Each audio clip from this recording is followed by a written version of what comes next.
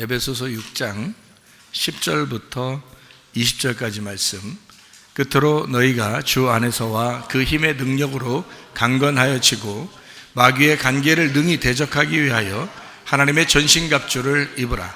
우리의 씨름은 혈과 육을 상대하는 것이 아니요 통치자들과 권세들과 이 어둠의 세상 주관자들과 하늘에 있는 악의 영들을 상대함이라. 그러므로 하나님의 전신갑주를 취하라. 이는 악한 날에 너희가 능히 대적하고 모든 일을 행한 후에 서기 위함이라. 그런즉 서서 진리로 너희 허리띠를 띠고 의의 호심경을 붙이고 평안의 복음이 준비한 것으로 신을 신고 모든 것 위에 믿음의 방패를 가지고 이로써 능히 악한 자의 모든 불화살을 소멸하고 구원의 투구와 성령의 검 곧 하나님의 말씀을 가지라. 모든 기도와 간구를 하되 항상 성령 안에서 기도하고 이를 위하여 깨어 구하기를 항상 힘쓰며 여러 성도를 위하여 구하라. 또 나를 위하여 구할 것은 내게 말씀을 주사 나로 입을 열어 복음의 비밀을 담대히 알리게 하옵소서 할 것이니 이 일을 위하여 내가 쇠사슬에 매인 사신이 된 것은 나로 이 일에 당연히 할 말을 담대히 하게 하려 하심이라. 아멘. 에베소서 6장 10절부터 20절까지 말씀엔 전신갑주라는 말이 나오죠.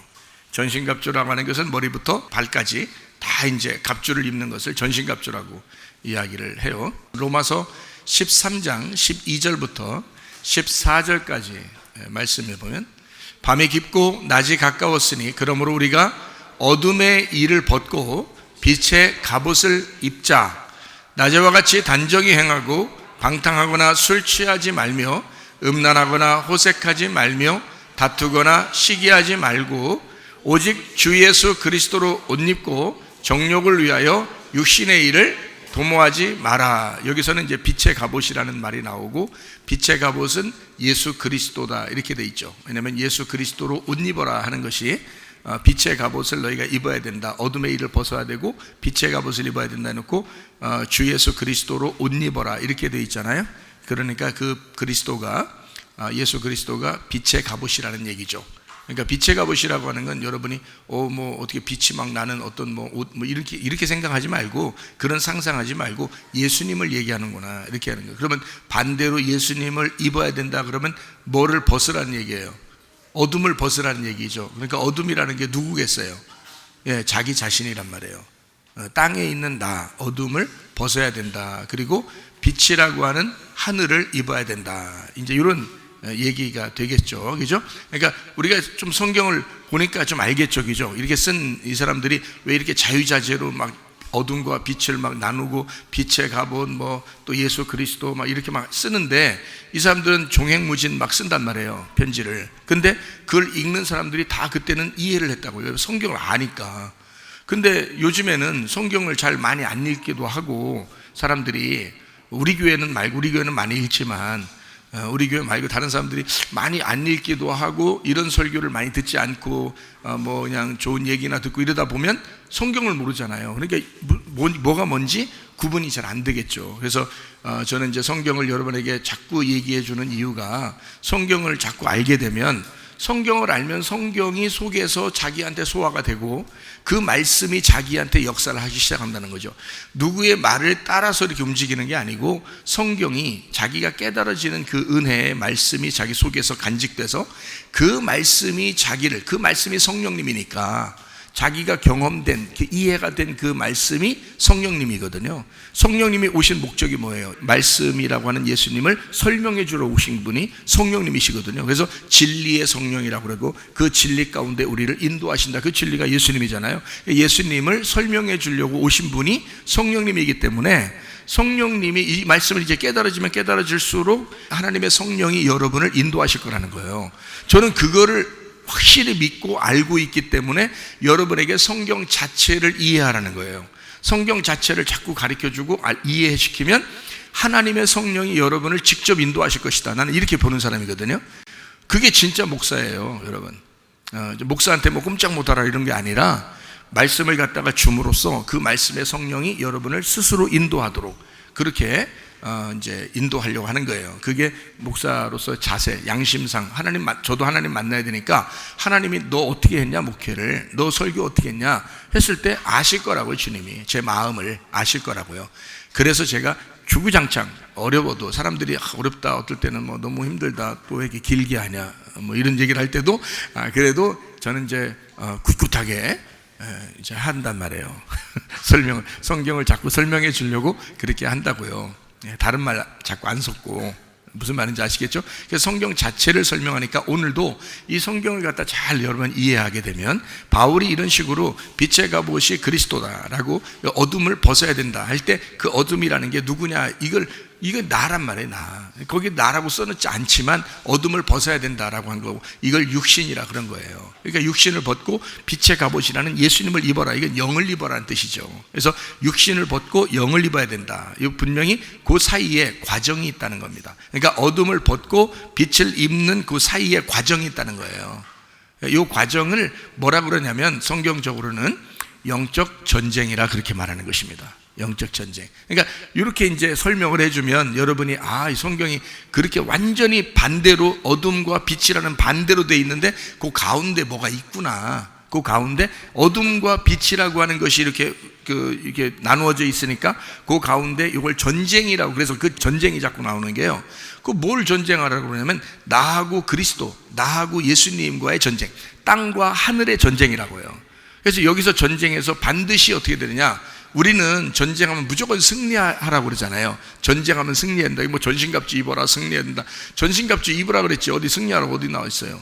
그냥 마귀의 계계를 능히 감당하기 위해서 너는 어떻게 하라고? 전신갑주를 그냥 입으라 그랬죠. 입었으면 가서 싸우든지 뭘 어떻게 해야 될 거 아니에요. 근데 그렇게 하라고 써 있지 않고 그냥 입으라 그런 거예요. 전신갑주를 입으라고. 에베소 6장 10절부터 20절에 그냥 입으라 그런 거예요. 빛의 갑옷도 입으라는 거예요. 그리스도의 옷을 입으라 그랬지 뭐 어떻게 가서 싸우라 이런 거 아니잖아요.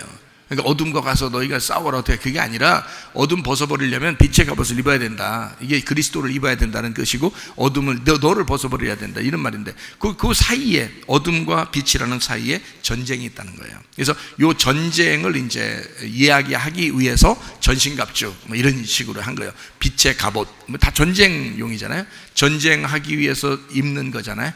그래서 그 이제 빛의 갑옷, 전신갑주 뭐 이렇게 해서 전쟁하기 위해서 가운데다 쏘는 거, 이런 이제 얘기를 하는 거죠. 요한계시록 19장 14절 말씀, 하늘에 있는 군대들이 희고 깨끗한 세마포 옷을 입고 백마를 타고 그를 따르더라 이렇게 돼 있죠. 그러니까 군대, 하늘에 있는 군대들이야. 누구예요? 우리죠. 그러니까 땅에서 태어났는데 하늘로 거듭난 사람들을 얘기하는 거예요. 그러니까 하늘로 거듭났으니까 우리가 땅에 살고 있지만 하늘로 거듭난 사람을 하늘의 군대라 그러는 거죠. 그러니까 여러분과 제가 다니엘과 새 친구처럼 진짜 예배를 위해서, 주님과 말씀을 위해서 여러분이 정말 헌신하는, 하나님 앞에 헌신하는 이런 사람들을 하늘의 군대라 그러는 거예요. 하늘의 사람이잖아요. 우리가 땅의 사람들의 이야기를 따르는 게 아니라 하늘의 이야기를 따르는 거란 말이에요. 그래서 하늘의 군대라 그러는 거예요. 그러니까 하늘의 군대는 반드시 어떤 옷을 입어야 된다. 색깔 있는 옷을 입으면 안 된다는 거예요. 흰 세마포를 입어야 된다 그랬죠. 그리고 백마를 타야 돼요. 말이 하얀색만 있겠어요? 갈색도 있고 검은색도 있고 막 이렇잖아요. 그런데 흰 색깔을 타야 된다는 거예요. 그러니까 이 흰 색깔을 타고 흰 색깔 옷을 입고 가야 된다는 거예요. 그러니까 이 말은 무슨 말이냐면 색깔이 없다는 뜻이에요. 이 말이에요. 그러니까 성경에서 흰색이라는 건 색깔이 없다는 뜻이에요. 색깔이 없다. 머리도 흰 머리가 있죠. 흰 머리 앞에 우리는 다 이렇게 굴복해야 된다 이런 말 하잖아요. 그죠? 근데 사람들이 다 염색해가지고 굴복하려다가 염색 다 해가지고 굴복이 잘 안 되는데요. 흰 색깔 머리를 이렇게 있으면 그 사람한테 굴복하라는 게 무슨 뜻이냐면 그 사람이 모든 색깔이 벗어졌다는 뜻이에요. 그래서 흰머리 있는 사람에게 존경하고 존중해야 된다 이러는 거예요. 자기 색깔이 없어졌다는 얘기야. 나이가 먹으면 먹을수록 자기 색깔이 없어져야 된다는 거죠. 그러니까 나이가 젊을 때 하고 여러분 늙을 때 하고 좀 다른 게 있어요. 조금씩 힘 빠지죠. 힘이 빠지고 점점 힘이 많이 빠지면서 무슨 생각이 들어가냐면 그래 그냥 이래도 좋고 저래도 좋고 세상 뭐 내가 열심히 한번 살아보려고 했지만 결국 내 생각대로 되는 게 없다라는 걸 깨닫게 되죠. 나이가 먹어가면서 이제 이빨 다 빠지고 흰머리 싹 생기면서 그냥 힘 다 빠지면서 그래 내가 내 힘 하나도, 내가 자기 하나 건사하기도 힘들어지는 거죠. 이제 그렇게 나이가 이제 먹어가는 겁니다. 그게 잘하는 거예요. 원래 그렇게 되게 돼 있어요. 자기 힘 빼놓으라는 거지. 그러니까 젊은 사람들에게 이런 말을 하는 것은 젊을 때 힘 빼라 이거야. 이런 말씀을 하는 것은 니네가 나이 먹어보면 아는데 힘 다 빠진다 어차피. 근데 노인들 보면은 이상하게 힘 안 빠지고 더 짜랑짜랑한 사람도 있죠. 네, 그러면 안 돼. 노인들은. 그래서 할머니 할아버지가 애기 보면 어때요? 엄마 아빠가 애기 보는 거하고 틀려요. 엄마 아빠 애기 보면 막 혼내기도 하고 그러거든요. 근데 할머니 할아버지가 애기 보면 안 혼내. 왜 안 혼낼까요? 힘이 없어서 그래요. 힘이 없어서도 그런데 그게 아니라 힘 있지. 뭐 애기 하나 뭐 혼낼 힘이 없겠어요? 있는데 무슨 마음이 들어와요? 자기 생각대로 이제까지 되는 게 없었고 자기 힘대로 사는 게 아니었구나라는 걸 깨달은 거예요. 연세가 드시면서 이게 깨달아진 거예요. 그러니까 한마디로 흰머리가 생기요. 흰머리 생기는데 색깔, 자기의 힘 있는 색깔이 검은 게 빠져버리는 거예요. 이렇게 색깔이 빠져버리는 거예요. 그걸 흰머리라 그래요. 그러니까 성경에 흰 옷, 세마포, 흰 백마 이렇게 할 때는 색깔이 없는 거 이렇게 얘기해야 되는 거예요. 색깔이 흰색이 또 있구나 이렇게 생각하면 안 되는 거지. 백의 민족, 흰 색깔 옷 입은 사람들 그거 아니고 색깔이 없어요. 제가 이거 봤어요. 천국에 있는 천사들을 옷을 입은 걸 봤거든요. 실제로 봤어요. 근데 봤는데 색깔 없어요. 투명합니다. 투명해. 그걸 근데 흰 색깔인 거예요. 이런 흰색이 아닌 거예요. 흰색인데 투명해요. 그래서 속이 안 비치고 그냥 흰색이에요. 투명해요. 그래서 그걸 우리는 이제 흰색이라 성경에 표현을 한 거죠. 색깔이 없는 걸 얘기하는 겁니다. 그렇게 돼야 되는 거예요. 하늘에 있는 군대들은 색깔 없어진다는 뜻이에요. 그러니까 다시 말하면 땅에서 태어나서 자기 생각, 의견, 지식 이런 게 있었잖아요. 그게 없어졌단 말이에요. 그게 없어져서 하늘의 군대가 된 거예요. 그러니까 주님의 군대는 다 자기 색깔이 없는 거예요. 자기 의견이 없는 거예요. 자기 지식이 없는 거야. 그러면 승질 나겠어 안 나겠어요? 그런 사람들은 승질 안 나겠죠? 그런 사람은 승질 내고 싶지도 않고 승질 내지도 않고 서로 싸우지도 않아요. 그런 사람들은. 근데 노인 돼서 막 승질 나고 싸우고 이런 사람이 있으면 그 사람은 아직 힘이 안 빠진 거예요. 머리만 휘어졌지 힘이 안 빠졌어. 더 힘 좀 빼놔야 돼. 더 힘 좀 빼놔. 그래서 자꾸 노인 되면 의사들이 뭐라 그래요? 뭐 하라 그래요? 운동하라 그러죠? 왜 그런지 알아요? 자꾸 운동장 돌으라고 그러고 운동하라고. 왜 그런지 알아요? 그렇게 다 돌면서 힘 빼라는 거. 힘 좀 빼라고. 딴 사람한테 가서 괜히 시비 걸고 그러지 말고 힘 자꾸 빼라. 운동장 돌면서 힘 좀 빼라 그러는 거예요. 그게 좋은 의사예요. 운동하라는 의사가. 어쨌든 힘이 다 빠져야 돼. 그래서 흰이란 말이에요. 흰 백마를 타고 흰 옷을 입었다. 자, 이게 다 뭐예요? 하늘의 군대. 하늘의 군대도 전쟁하는 거잖아요. 그러면 하늘의 군대가 우리라고 했잖아요. 하늘나라 올라가면 다 군대라고 하면, 여러분 상식적으로 생각해요. 요한계시록 19장 14절에 있는 이 하늘의 군대가 여러분이 죽고 난 다음에 천국에 올라갔더니 흰 말 타고 흰 세마포 입고 막 탁탁탁 전쟁하러 어디 가야 돼? 어디로 가야 돼? 천국에서 지금 어디로 전쟁하러 가야 돼? 여러분 상식적으로 생각해 보라고. 말도 안 되는 소리 아니야. 하늘나라 올라갔는데 전쟁하러 가야 돼요. 전쟁 어디로 가겠어요, 여러분? 흰 말 타고서 흰 세마포 입고 어디로 가려고? 안 된다니까. 그 말이 안 된다니까 이게. 이거는 하늘나라에 있는 이야기가 아니라 이 땅에 있는 그리스도인들에게 하늘의 마음을 가진 하늘을 섬기는 자들, 하늘에 속한 자들이 지금 살아갈 때에 땅에 속했던 내가 하늘에 속한 사람으로 살아가는 요 중간에 전쟁을 일으켜야 된다는 거예요. 그 전쟁을 해서 사람들은 다 이 땅에서 여러분 전쟁하면 이기라고 그러지만 성경의 전쟁은 달라요. 성경의 전쟁은 반드시 이 땅에서 져야 됩니다. 이 땅에 져야 된다. 그러니까 이게 무슨 말이냐면, 그래서 부부싸움 할 때도 그냥 이기려고 하지 마. 질라고 해야 돼요. 처음부터 질라고 싸우면 그러면 사람 좋다는 소리 들어. 근데 이기려고 작정하고 싸우면요, 사람 못 쓰겠다고 소리 들어. 그러니까 질라고 작정하고 일단 싸워보세요. 질라고 작정하고 그러면요 사람 좋다는 소리 듣습니다. 무슨 말인지 아시겠어요? 그러니까 성경에서는 지는 자가 이기는 자예요. 성경에서는 죽고자 하는 자가 사는 거예요. 근데 이 세상 사람들은 그러지 않죠. 죽고자 하는 자는 퍼져서 죽는다 이렇게 하고요 살고자 하는 사람이 이긴다 이렇게 생각하잖아요, 이 땅의 사람들은. 근데 성경은 안 그래. 죽고자 해야 이기는 거예요. 그러니까 죽고자 하면 살고 지려고 하면 이긴다는 거예요. 그러니까요 하늘의 군대가 하늘의 생각을 해보시라고, 여러분이 하늘의 생각을. 자, 우리가 전쟁을 해야 돼. 하늘의 군대들이 하늘 이제 생사합을 입고 막 전쟁을 나가는데 누구랑 싸우러 나가는 거예요? 예, 요한계시록에 나와 있으니까 요한계시록에서는 누구랑 싸우는 게 있을 거 아니에요. 마귀, 사탄, 짐승, 음녀, 그죠?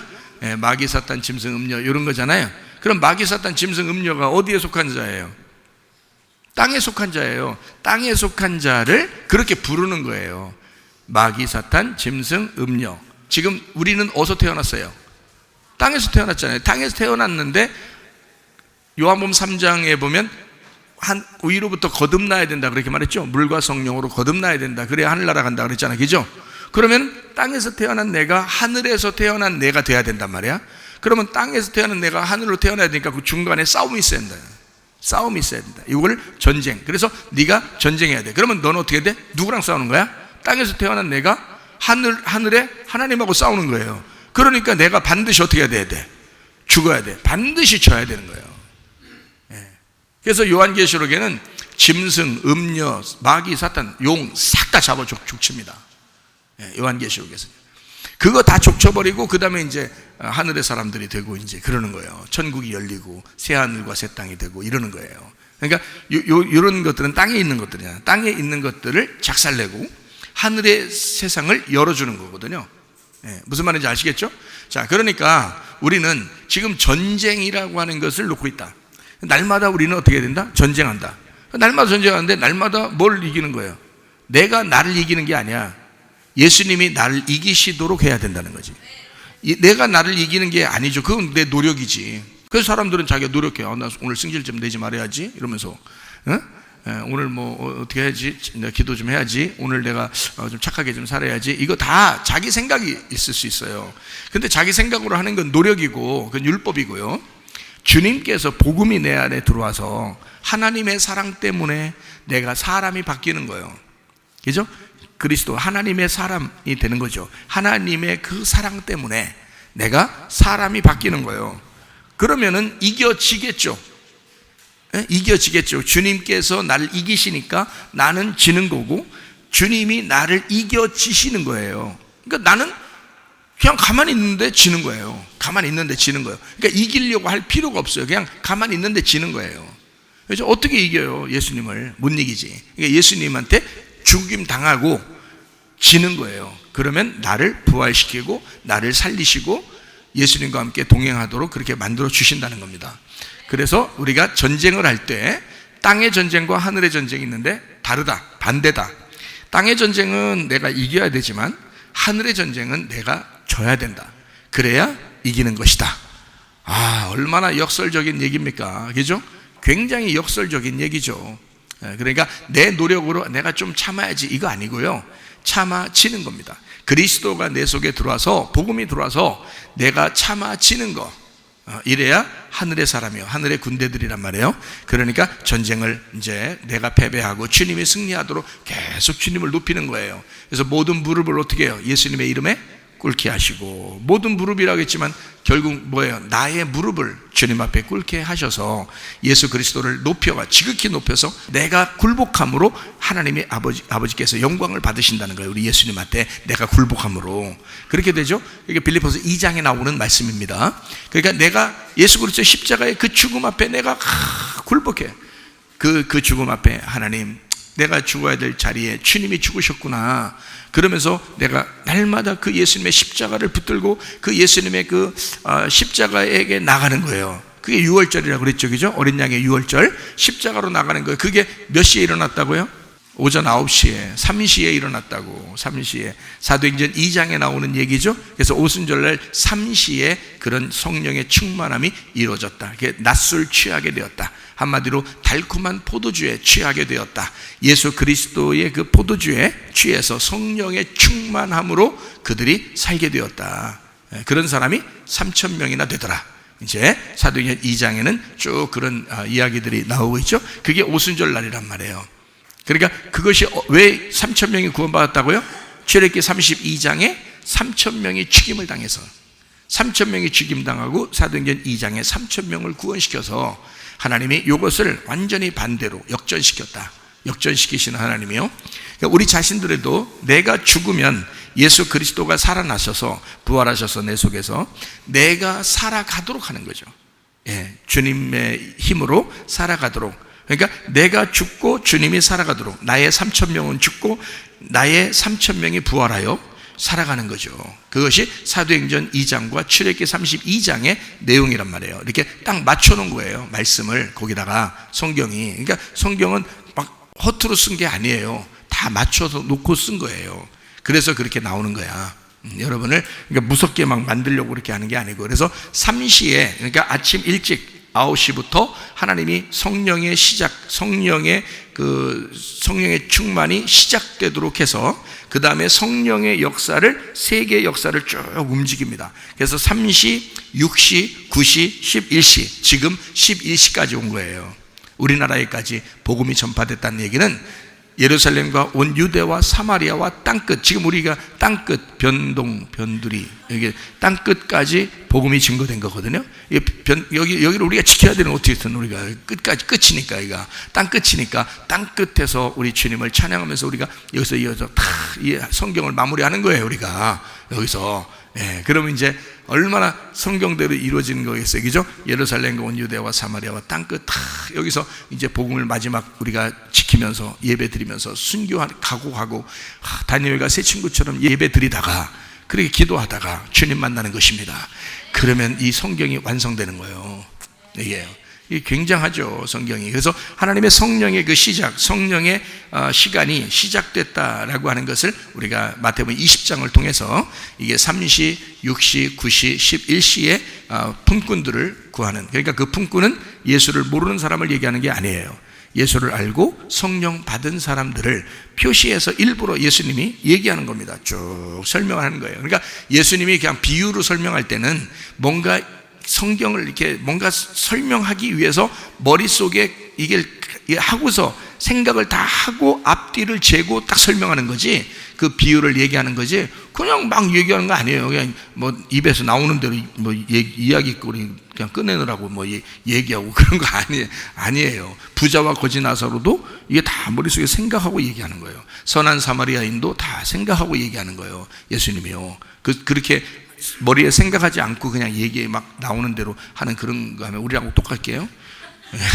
주는 다 생각하면서 요거를 얘기하는 거, 그렇게 여러분이 이해하시면 이게 성경이 마태복음 20장도 그 포도원 품꾼도 그냥 얘기한 게 아니다. 대신 상급은 똑같다는 거예요. 처음 시작한, 예루살렘에서 시작한 주님의 사람들이나 또 지금 마지막 우리가 지키면서 예배하고 기도하는 우리들이나 상급은 똑같다는 겁니다. 이제 이거를 발견해야지. 그래도 틀릴 거야. 뭐 그때 그 사람들은 더 많이 받고 우리는 조금밖에 못 받을 거야. 좋겠다 그렇게 해서 그렇게 받으면 좋겠어요? 그거 아니잖아요. 예수님을 주신다고 하는 건데 그 한 데나리온이 예수님이에요. 그 한 데나리온이 한 말씀이신 예수님이야. 그게 하루예요. 하루 품삯. 그게 하루가 1000년이에요. 그래서 1000년왕국을 주는 거예요. 1000년왕국이 예수님의 왕국이에요. 예수님의 왕국이라는 천국을 준다는 뜻인데 뭘 다르게 줘요? 어떻게? 예수님을 주는데 똑같이 줘야죠. 그래서 예수님 마음엔 똑같이 주잖아요. 근데 다른 사람들이 생각할 때 우린 더 많이 받을 것 같은데 이렇게 생각한 거지. 그건 그 사람들 착각이죠. 착각은 뭐 공산당에서도 자유라는데 착각하는 거예요. 그러니까 그 사람들이. 성경은 그렇게 얘기하는 게 아니에요. 똑같은 예수님을 우리에게 천국으로 주신다라는 것을 이야기하려고 한 것입니다. 우리에게도 똑같은 예수님을 받게 하셔요. 예수님이 천국인데 뭘 생각해봐요. 큰 예수님이 있고 작은 예수님이 있어요? 말도 안 되지.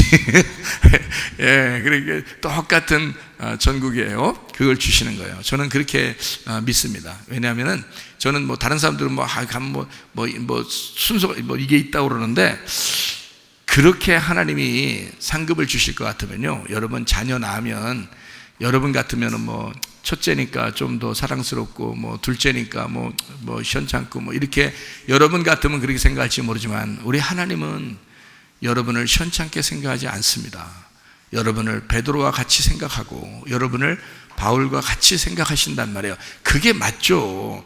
그게 내가 말하는 게 이게 더 하나님 마음하고 더 합당하지.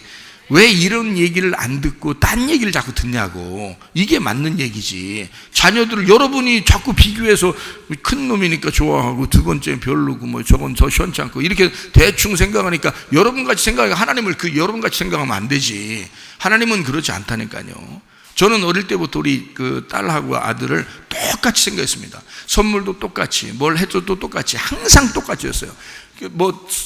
큰 애라고 다르게, 작은 애라고, 남자라고 다르게 이런 거 절대 없었어요. 똑같이, 항상 똑같이 했어요. 저는요. 그러니까 우리 딸 아이가 저한테 나이가 먹도록 하는 얘기가, 아빠는 항상 우리한테 똑같았다, 이렇게 얘기해요. 네, 그러니까 아빠는 비교를 하지 않았다. 우리를 비교하지 않았다. 항상 똑같이 줬다. 그건 지금도 얘기해요. 우리 딸 아이가요. 마찬가지예요, 여러분. 하나님도 나도 그럴진데 하나님이라는 마음이 어떻겠어요? 저보다 훨씬 더 그런 사랑의 마음을 갖고 있죠. 그렇다면 여러분 생각해 보시라고. 똑같이 주시는 것이 주인의 마음이었다는 거죠. 그게 마태복음 20장의 내용이에요. 우리가 하늘나라 올라가 보면 알겠지만 베드로나 바울이나 우리나 다 같은 주님 안에서의 형제고요, 또 주님 안에서의 하나님의 자녀고, 그렇습니다. 그런 마음을 가지고 사시면 더 기분 좋죠. 우리가 믿음을 가지고, 그리고 더 봉사하고 헌신하고 그러는 건 기뻐서 하는 거죠. 우리가 복음을 받고 하는 거죠. 너무너무 좋아서, 주님 좋아서 하는 거지. 아내도 똑같대요. 상급 갈지나 모르겠어. 갈지나 거기 가야지 일단 똑같은 걸 알지. 응? 가는 사람은 근데 그렇지 않다 이거야. 가는 사람은 더 하고 싶죠. 더 사랑하고 싶고, 그죠? 더 사랑을 나누고 싶고, 더 하고 싶고, 더 헌신하고 싶고, 주님을 더 사랑하고. 그건 당연한 거지. 그게 그런 마음이 야 상급 똑같디야, 안 해도 돼야 이제. 그거는 다른 교회에서나 얘기하는 거지. 그런 건 그렇게 말하면 안 되지. 우리는 똑같은 상급을 주지만 내가 더 헌신하고 더 사랑해야지. 그런 마음을 가져야지. 주님 앞에. 무슨 말인지 알겠어요? 말씀 중심, 주님 중심, 교회 중심, 그 삶으로 우리가 살아간다. 이건 하늘의 거듭난 자, 하늘의 군대들이다. 우리가 땅에서 하늘로 옮겨진 자가 돼야지. 맨날 전쟁만 하다가 가요? 말도 안 되지. 전쟁하면 우리가 죽고 주님이 승리하시도록 해야지. 그렇죠? 그런 삶을 살라고 성경에 있다 써놨는데, 성경 써놓으면 뭐야? 맨날 우리가 이겨가지고 그냥 예수님 맨날 치고 우리 생각대로만 살고 우리 지식으로 우리 뜻대로만 다 살고 그러면 주님이 어떻게 하시라는 거예요? 어떻게? 여러분 보고 죽으라 그러잖아. 예수님도 죽었으니까 너희들 나를 따라와서 너희도 십자가를 지고 자기를 부인해라 그러잖아요. 그래야 너희가 내 제자가 된다 이랬잖아요. 그럼 턱 보면 모르겠어요. 그러면 우리도 주님을 따라가서 내가 죽어야 되겠구나 이래야지. 내가 주님 따라가면서 내가 살아서 이겨가지고 승리해서 내가 왕 돼야 되겠다 이러면 안 되지. 만왕의 왕 대신 주님 따라가고요, 제사장 중에 제사장이신 대제사장이신 우리 주님 따라가서 왕같은 제사장으로 살아야죠. 그죠?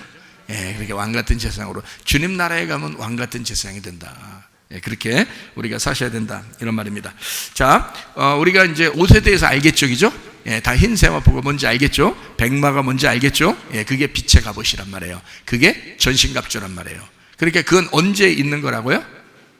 싸움을 위해서 있는 거라고요. 싸움을 위해서. 어떤 싸움? 내가 지기 위한 싸움이에요. 내가 지기 위한 싸움. 그러니까 주님이 승리하게 하기 위한 싸움을 싸우기 위해서 그 전신갑주를 입고 빛의 갑옷을 입고, 어둠을 벗어버리자, 이제 이런 이야기를 하는 것입니다. 그러려다 보니까 하나님의 성령이 필요한 거예요. 하나님의 성령이 오셔야 그 주님을 가르쳐주고, 그 주님을 가르쳐줘야 내가 그 주님 앞에 복종하게 돼서 나를 그분 앞에 복종시키고 굴복하고 그분한테 항복하고 그러죠. 그래서 내가 지고 주님이 승리하도록 그렇게 만들 거 아니겠습니까? 그죠? 그래서 주님을 자꾸 가르쳐 주려고 성령님이 오시는 거예요. 성령님이. 그래서 말씀 충만은 성령 충만이다. 성령 충만은 말씀 충만이다. 자, 무슨 말 알겠죠? 그래서 오순절날 성령 충만하게 하는 겁니다. 그래야 이 사람들이 성령을 통해서 예수를 깨닫게 되니까. 그래서 오순절 성령 충만 받은 사람들은 가만히 있을 수 없었어요. 예수를 소개하고 싶었어요. 자기들도 예수님 앞에 굴복하게 돼요. 침례받고 3,000명이 구원받고요. 그들이 그냥 있을 수 없었어요. 날마다 말씀을 서로 나누고 기도하고 서로 교제하고 떡을 떼면서 서로 사랑하고 그랬습니다. 그게 교회가 처음 예루살렘 초대 교회가 시작된 것입니다. 주님께서는 자기 교회를 음부의 권세가 이지 못하는 교회를 세우겠다 그랬어요. 그래서 계속 예루살렘으로부터 시작해서 온 유대와 사마리아와 땅끝까지 계속 교회는 지금까지 세워졌습니다. 지금 말세가 되면 교회가 이제 음녀 같은 짓들을 하게 돼요. 마지막 때가 되면 음녀 같은 짓들을 하게 되고 교회가 타락하게 됩니다. 사람들한테 빛을 나타내렸더니 그 어둠을 갖다 그대로 드러내서 이 땅에 살아가는 존재로 교회가 막 살아가는 거예요. 이럴 때 전쟁이 일어나야 됩니다. 어떤 전쟁?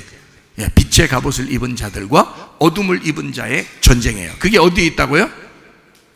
교회 안에, 내 안에 있다고요. 무슨 말인지 알겠어요? 그러면 이 전쟁을 통해서 나라는 어둠을 반드시 벗겨내고 빛이라고 하는 갑옷을 입고 승리해야 된다. 주님이 승리하도록 해야 된다. 이러려고 말씀 듣는 거고, 여러분이 그러려고 여러분이 지금 예배 드리는 거예요. 이해가 되시겠죠?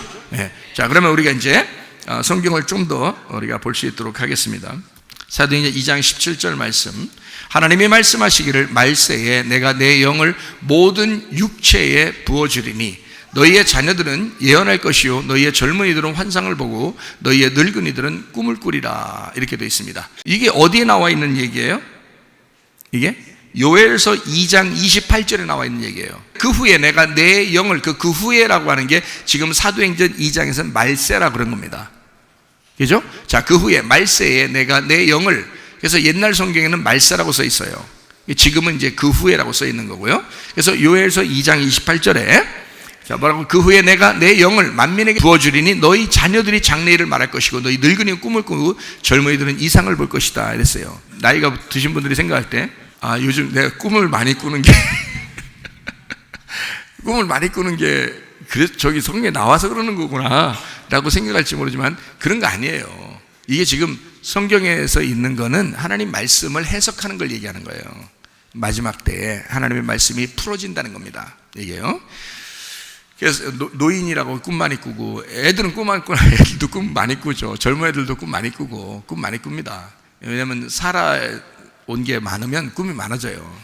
자꾸 꿈, 앞으로 나아갈 이제 생활을 앞으로 어떻게 생활할까, 이거를 하는 거는 이상이라고 그러고요. 그 환상이라고 그래요. 그래서 비전 이라고 하죠. 앞으로 내가 어떻게 살아갈까, 그 꿈을 꾸죠. 나중에 어떻게 살까, 이 꿈을 꿔요. 그거는 이제 비전이라고 그러고 환상이라고 그러고요. 과거에 옛날부터 살아온 게 너무너무 찌들어 살은 게 많고 자기 경험이 많고 그러다 보니까 자꾸 잠잘 때 와서 누가 괴롭히고 그러죠. 꿈에서 자꾸 나타나기 위해서 자꾸 꿈이 많아진다, 노인이 되면. 이제 이런 얘기들. 애들은 이제 앞에 일을 갖다 얘기하는 거죠. 앞에 일을. 그래서 예언한다, 이렇게 나와 있는 얘기예요. 실제로. 그런데 말세에 내가 내 영을 만민에게 부어준다라고 요엘서 2장 28절에 나와 있는 이 말씀이 결국엔 어디에서 이루어졌어요? 사도행전 2장 17절에 이루어졌어요. 그러니까 요엘서 2장 28절의 이야기가 사도행전 2장 17절에 분명히 똑같이 이루어졌어요. 그거를 베드로가 얘기하는 거예요. 자, 요엘서에 이렇게 예언해놨잖아. 그 말이 오늘 이루어지는 거야 라고 그랬어요. 그럼 오늘 이루어지는 거야 라고 했으면 그날 뭐가 이루어졌어요? 그날 무슨 날이에요? 오순절날 성령 충만이 일어나는 날이에요. 유대인과 이방인의 한 떡을 먹는 날이거든요. 오순절. 전 세계가 하나 되는 그런 날이에요. 그 오순절 축제입니다. 그 사람들의 축제가요. 그때 그러니까 성령은 누구까지 가겠다는 거예요? 이방인에게까지 가겠다는 거예요. 원래 그 전에 예수님 있을 때까지만 해도 제자들한테만, 그리고 유대인들에게만 구원을 받게 돼 있었거든요. 예수님 오실 때까지만 해도. 그런데 성령 충만이 임하고 난 다음부터는 어디까지 간다? 땅끝까지. 이방인에게까지, 한국에까지 가게 된다. 이 말씀이 이제 영으로 하나님의 성령이 계속 그렇게 흩어지게 될 것이다. 이게 땅끝까지 가게 될 것이다 라고 하는 그런 얘기예요. 그러니까 요엘서 2장에 있는 이야기가 사도행전 2장에 이루어질 때 제자들은 어떤 마음을 가졌을까요? 자기들이 성령을 받고 나가야 되겠다고 생각하죠. 그죠? 성령을 받고 나가야 되겠다. 그러니까 남녀노소 상관없이 하나님의 성령이 임하면 하나님의 성령께서 그 사람을 갖다가 인도하실 것이다. 이런 얘기거든요. 하나님의 성령의 충만함이 요엘서 2장 28절, 사도행전 2장 17절에 이루어진 거거든요. 그럼 말세, 이 말세라고 하는 것이 뭐냐 그러면, 말세가 뭐예요? 세상 끝났다는 얘기잖아요. 세상 끝났다는 얘기는 다른 말로 말하면 누가 끝났다는 얘기예요? 내가 끝났다는 얘기예요. 내가 끝났다는 얘기는 전쟁에 내가 졌다, 이겼다. 내가 졌다. 누가 이겼다는 거예요? 예, 성령님이 이겼다는 거예요. 성령님이 이기고 나는 졌다는 거예요. 그게 말세란 말이에요. 그러니까 사람들이 말세 그러는데, 말세는 어느 날 뭐 이런 말세 얘기하는 게 아니고, 성경에서의 말세는 뭐냐? 내가 끝장나는 날, 내가 끝장나는 날을 말세라 그러고요. 그것은 다른 말로 말하면 또 다른 시작이 오는 날을 말세라 그러는 거예요. 그러니까 내가 끝장나면 예수님이 시작하잖아요. 그죠? 내가 끝장나면 성령님이 나를 통해서 일을 시작한다고요. 그러면 말세가 와야 나를 통해서 일이 시작되잖아. 그러니까 말세라고 하는 것은, 성경의 말세는 또 다른 시작을 가져오는 것이다. 이게 말세라고 하는 거예요. 그러니까 여러분과 제가 반드시 여러분에게 말세가 임하셔야 되는 거야 말이에요. 이해가 되겠어요? 그러니까 말세 온다고 두려워하지 말고, 말세가 내게 임한 사람은 세상이 말세가 오든 말든, 세상이 뒤죽박죽되든 아무 상관없단 말이에요. 왜? 내게 이미 말세가 왔잖아요. 이미 내게 말세가 왔기 때문에 나에겐 영의 하늘의 군대로서 새로 살아가는 빛의 갑옷을 입은 사람이 되었단 말이에요. 그러면 이 세상이 뒤죽박죽되든 아무 상관없죠. 왜냐면 우리가 빛이 됐으니까. 무슨 말인지 알겠죠? 그러니까 여러분과 저는 무조건 말세가 와야 돼. 여러분과 제가 무조건 예수님한테 져야 돼. 그래서 내가 죽는 날이 와야 되고, 나에게 또 다른 시작이 와야 된다는 것입니다. 무슨 말인지 알겠죠? 자, 이런 일들을, 그러면 여기 요엘서만 예언되어 있는가? 아니에요. 에스겔 36장 26, 27절, 또 새 영을 너희 속에 두고 새 마음을 너희에게 주되 너희 육신에서 굳은 마음을 제거하고 부드러운 마음을 줄 것이며, 또 내 영을 너희 속에 두어 너희로 내 율례를 행하게 하리니 너희가 내 규례를 지켜 행할지라. 이렇게 되어 있습니다. 자, 여러분, 이제 우리가 이걸 좀 잘 생각해 보셔야 되는데요. 마태복음 13장의 18절부터 23절까지의 말씀 보면, 마태복음 13장 그러면 길가에 씨가 뿌려진다, 또는 뭐 돌밭에 씨가 뿌려진다, 가시밭에 씨가 뿌려진다, 이런 얘기가 있죠. 그죠? 그리고 좋은 밭에 또 씨가 뿌려진다, 이런 말이 있잖아요. 그러면 거기서 열매를 맺는 거는 어느 밭에서만 열매를 맺어요? 좋은 밭에서만 열매를 맺어요. 길가밭, 돌짝밭, 가시밭은 열매를 못 맺습니다. 그렇죠? 예, 이게 뭐 사탄이 와서 뭐 그 생각을 뭐 이렇게 그 씨를 먹어버리든지, 아니면 뭐 이렇게 뭔가 이렇게 그 우리의 그 속에 있는 성격이나 이런 것들 때문에 눌려서 돌짝같이 막 눌려가지고 내가 하나님 말씀이 들어왔는데도 막 승질이 너무 나가지고 이게 탁 눌러서 다 까먹어버리는 그런 경우가 있잖아요, 실제로. 그리고 가시 같은 거는 돈, 염려, 그 근심, 걱정 막 이런 거거든요. 그런 것들이 이렇게 막 있는 사람이 있어요. 우울하고 막 짜증나고 근심하고 슬퍼하고 막 염려가 있고, 내일을 어떻게 사나 막 이런 사람들이 있어요. 괜히 그럼 말씀 들어와도요 하나도 기억 안 납니다. 그냥 그게 싹 묶어가지고 밑에 씨를 이게 못 나오게 만들어 버려요. 그래서 말씀이 떨어져도 이 가시밭 있는 사람들은 이게 안 나와요. 이게 말씀이 이게 드러나지 않습니다. 자꾸 죽어요. 말씀이요. 계속 떨어뜨리는데 계속 죽는단 말이에요. 자, 여러분, 이 말씀이라는 이 성령이, 말씀이라는 영이 사람들에게 떨어져야 되거든요. 예, 이 사람들에게 떨어져야 돼. 그게 언제 떨어지는 거냐면 말세에 떨어지는 거예요. 말세에 이게 떨어지거든요. 그런데 사도행전 2장 17절에 보면 하나님이 말씀하시기를, 말세에 내가 내 영을, 이랬죠. 내 영을 모든 육체에 부어준다 그랬잖아요. 모든 육체에 부어준다는 말은, 육체라는 게 사르크스거든요. 사르크스. 이 사르크스에 다 떨어뜨려 준대요. 그러니까 내 영을, 그러니까 내 씨를, 내 말씀을, 내 생명을 떨어뜨려 준다. 누구에게? 모든 육체에 떨어뜨려 준다는 거예요. 그러면 육체라고 하는 게 사르크스인데, 창세기 2장 7절에 보면 생기를 뭐에다가 집어넣었죠? 흙에다가 생기를 불어넣어줬어요. 그죠? 그러니까 하나님이 땅의 흙으로 사람을 지으시고 생기를 그 코에 불어넣으니까 사람이 생명이 되었다, 이렇게 됐어요. 요한복음 1장 14절에 말씀이 육신이 돼서 우리 가운데 거하셨다. 그 육신이라는 게 사르크스예요. 사르크스. 구약에 이제 그 육신이라는 이런 것들이 있거든요. 너희가 육체가 됨이라 이렇게 할 때 그런, 그게 바사르고요. 여기 이제 신약에서는 사르크스라고 그러거든요. 그럼 이 사르크스에 말씀이 들어와서, 말씀이 육신이라는 사르크스에 들어와서 왔다는 거예요. 그럼 이게 무슨 말이냐면, 말씀은 신성한 거고 원래 사르크스라는 육체는 어둠입니다. 이거는 악한 거예요. 그러니까 선한 하나님이 악한 것을 입고 왔다는 거예요. 그게 예수님이란 말이에요. 그 말은 이 육체를 용납하셨다는 얘기야. 이 육체를 받아들였다는 얘기예요. 원래 자기는 빛인데 어둠이라는 나를 받아들이고 같이 왔다는 거예요. 어둠을 위해서. 그래서 말씀이 육신으로 왔다, 이렇게 얘기하거든요. 그래서 이 땅에 살고 있지만 생기가 있는 예수님은 악한 분이 아니란 말이에요. 우리를 받아들인 거지. 빛이 어둠을 받아들이고 온 거지 원래 어둠은 아니란 말이에요. 그러니까 원래는 말씀이시란 분이란 말이에요. 그죠? 예수님이. 자, 이렇게 이제 돼 있는데, 자, 말세가 되면 어떻게 된다? 모든 육체에 성령이, 하나님의 영이 들어가게 된다는 거예요. 사도행전 2장 17절에 모든 육체에, 사르크스에 부어주는 성령이란 말이에요. 원래 사르크스에 성령님이 올 수 있어요, 없어요? 원래 없어요. 원래 올 수 있는 게 아니에요. 예수님이 하나님인데 그분이 우리를 사랑해서, 어둠이라는 죄인을 사랑해서 사르크스를 사랑해서 온 거죠. 예수님이 원래, 그러니까 그건 아가페 사랑이란 말이에요. 근데 원래 우리가 죄인인데 죄인에게 하나님의 영이 거할 수가 없는 거거든요. 근데 말세가 되면 어둠이라고 하는 여러분, 죄인이라는 여러분, 육체라는 여러분에게 하나님의 성령이 오신다는 거야. 그러면 여러분이 바뀐다는 거예요.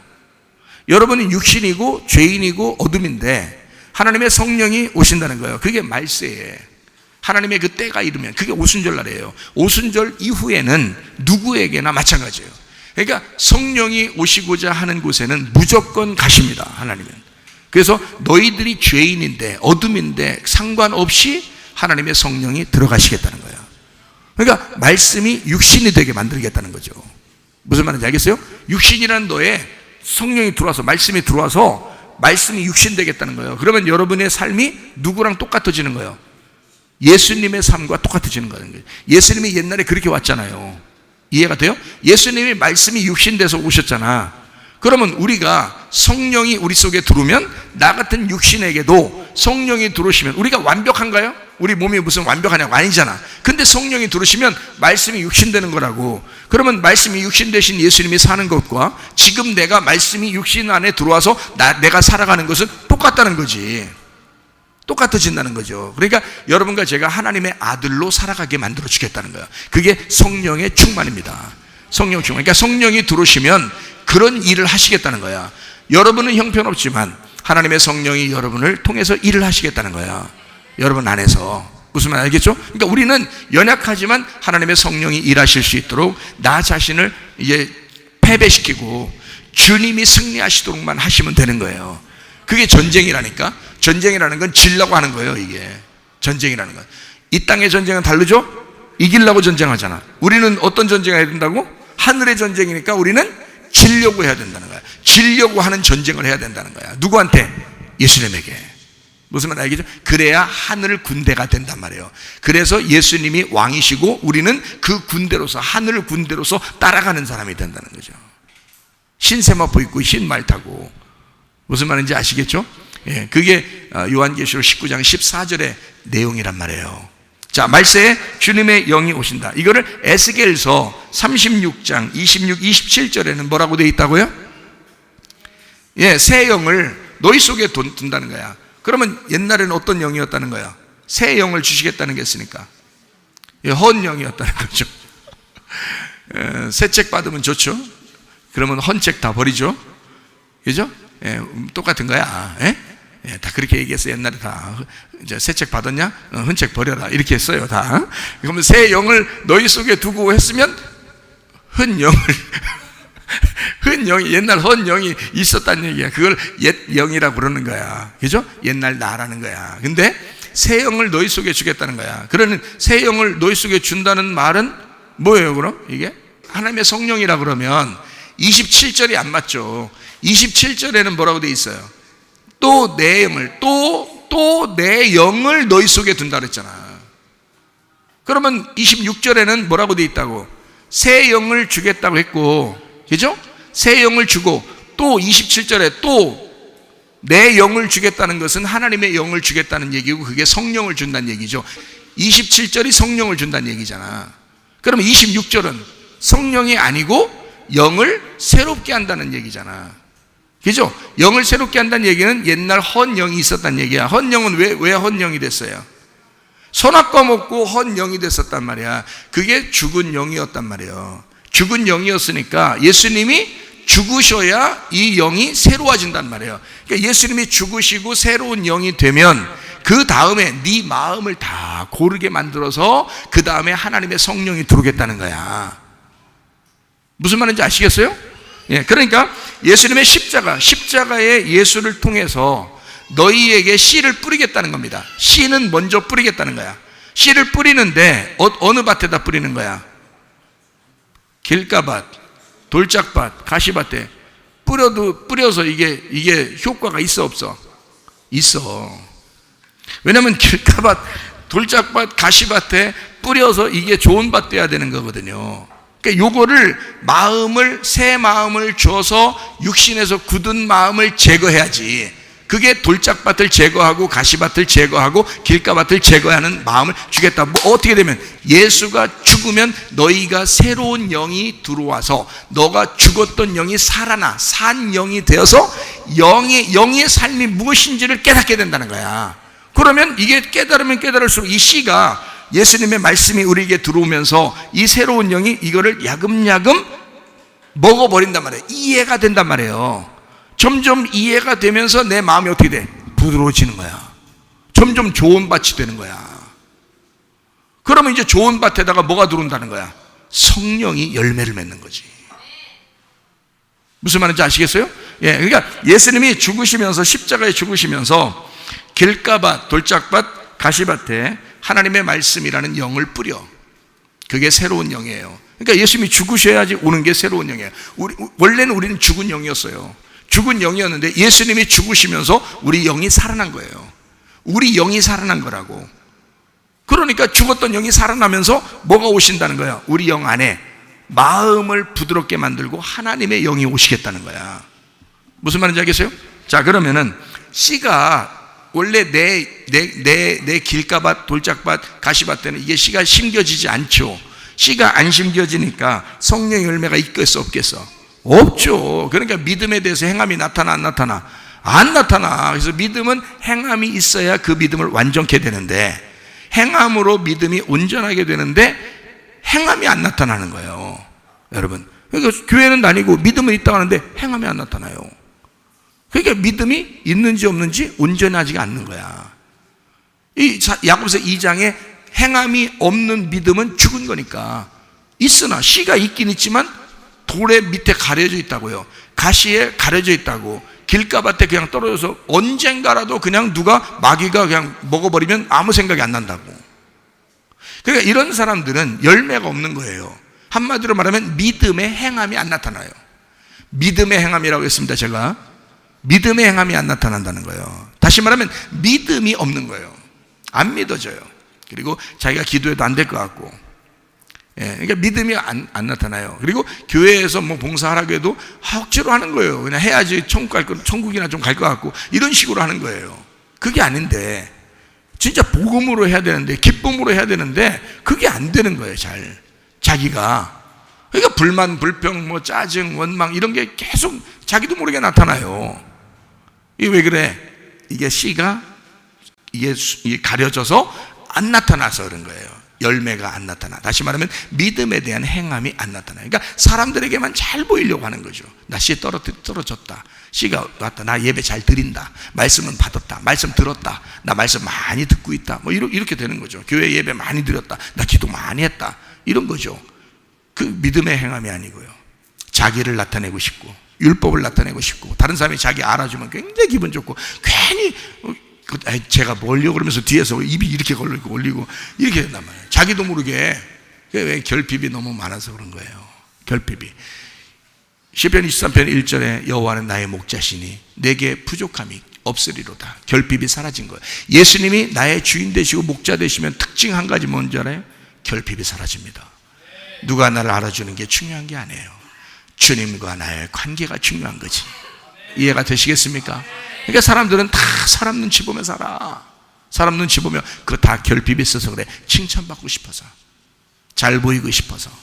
그거요, 주님이 목자 되시면 그게 없어져야지. 주님이 목자 되셨는데, 우리 목자 되시면 분명히 그게 없다고 그랬는데 왜 있는 거예요 여러분에게? 이상하잖아요. 예, 그건 아니죠. 예, 결핍이 사라져야 된단 말이야. 결핍이 없어야 된단 말이야. 주님만 바라보면서 가야 돼요. 하늘 군대 그 군인들은 그래야 되는 거예요. 흰 세마포 입고 주님 바라보면서 진리의 말씀을 입고서 예수님을 입고 그렇게 나가야 된단 말이에요. 사람 눈치 보지 말고 주님과 나와의 관계. 다니엘이 그랬어요. 다니엘의 새 친구가 그랬어요. 친구를 보면 친구를 안다 그랬죠. 여러분 주변에 믿음 있는 사람이 같이 있는가, 여러분 주변에 믿음 없는 사람이 같이 있는가를 잘 보세요. 그래서 여러분이 목사하고 자꾸 친해야 돼.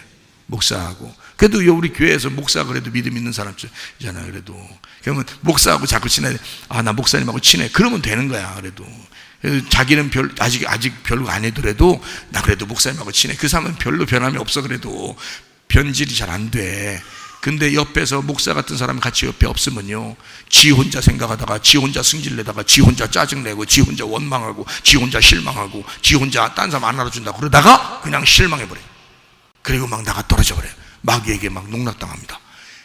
그거 안 되는 거예요. 그래서 옆에 주변에 다니엘은 새 친구와 함께 있었고 새 친구는 다니엘과 함께 있었어요. 알아요? 그래서 그들은 믿음을 지킬 수 있었단 말이에요. 잘 들으세요 여러분. 굉장히 중요합니다. 여기 교회 학생들하고 교사들이 왜 이렇게 그래도 열심히 주를 위해서 살려고 그러고 그 기쁨으로 자기들 무슨 뭐 혜택도 없는데도 그렇게 막 행복하게 하느냐면 목사하고 같이 있으니까 그런 거예요. 다니엘과 새 친구가 같이 있었기 때문에 그런 거예요. 여러분 주변에 믿음 없는 사람과 같이 있고 믿음 없는 사람이 부인이거나 믿음 없는 사람이 남편이거나 그러면요, 곤란합니다. 믿음 있는 사람이 같이 있어야 돼요. 다니엘과 새 친구처럼. 알겠죠? 무슨 말인가? 예, 그래서 이 영이 새로워지면 성령이 우리 속에 들어온다. 어떻게 할 때? 이 길가를 제거하고 돌 같은 걸 제거하고 그리고 가시밭을 제거하고서 좋은 밭을 만들어요. 마음이 부드러워진다. 이거 마음이 부드러워지게 해서 거기에다가 씨를 심겨. 씨를 심어주니까 이게 열매가 맺겠어요, 안 맺겠어요? 맺죠. 성령의 열매가 주렁주렁 열리죠. 성령의 열매가 주렁주렁 열리니까 이 사람 믿음의 행함이 나타나겠어요, 안 나타나겠어요? 나타나죠. 믿음의 행함이 나타나는 거예요. 믿음으로 하는 거예요. 헌금을 믿음으로 하는 거예요. 기도를 믿음으로 하는 거예요. 자기가 그냥 뭐 부자라 헌금하는 게 아니에요. 자기가 가난하다고 헌금 못하는 게 아니에요. 믿음으로 하는 거야. 믿음으로 하나님 앞에 막 헌금하고요. 믿음으로 기도하고 사람 막 하나님하고 계산하고 그러지 않고 하나님 앞에 믿음으로 하는 거예요. 성경에 믿음으로 하나님 앞에 드리라 그랬죠. 믿음으로 심으라 그랬죠. 이해가 되겠어요? 믿음으로 심는 자예요. 믿음으로 심는 거야. 그래서 믿음으로 심고요. 기도도 심고 예배도 심고 찬양도 심고 헌금도 심고 봉사도 심고 믿음으로 심는 거예요. 그런 행함이 성령의 열매로 주렁주렁 맺히게 나타나게 된다. 왜? 좋은 밭이 됐으니까. 하나님의 성령이 들어와서 열매를 맺기 시작하니까. 이해가 되겠어요? 자, 그렇게 되려면 우리 자신들 어떻게 된다? 가시밭, 돌짝밭, 길가밭이 좋은 밭이 되려면 이 가운데 뭘 해야 된다? 전쟁을 해야 된다.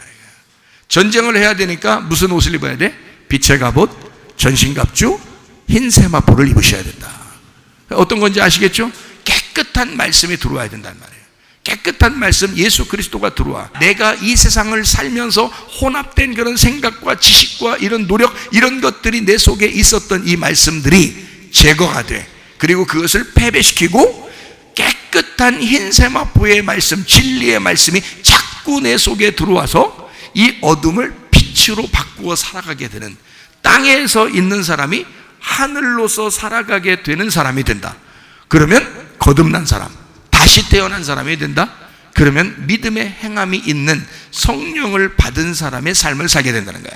자, 여러분과 제가 말씀 충만하시기를 바랍니다. 성령 충만하시기를 바랍니다. 예배를 회복하시기를 바랍니다. 여러분의 마음을 회복시키시기를 바랍니다. 하나님의 성령으로 인도함 받는 하나님의 백성들이 다 되시기를 바랍니다. 우리 하나님 아버지 사랑과 은혜를 감사를 드립니다. 하나님 아버지, 끊임없이 우리는 이 속에서 전쟁이 일어나는 시대에 살아가고 있습니다. 이 세상에서 말세를 맞이하여 부활 예수로 덧입고 하나님 빛의 갑옷 전신갑주 흰 세마포를 입고 주님을 따라가는 주의 군사로서 하나님 아버지 하늘에서 승리하되 이 땅에서는 반드시 패배하여 예수 그리스도가 내 주인 될 수 있도록 하나님 인도해 주시옵소서. 우리의 평생 하나님 주 뜻대로 살다가 주님 만나게 하실 줄로 믿습니다. 예수님 귀하신 이름 받들어 기도 올리옵나이다. 아멘.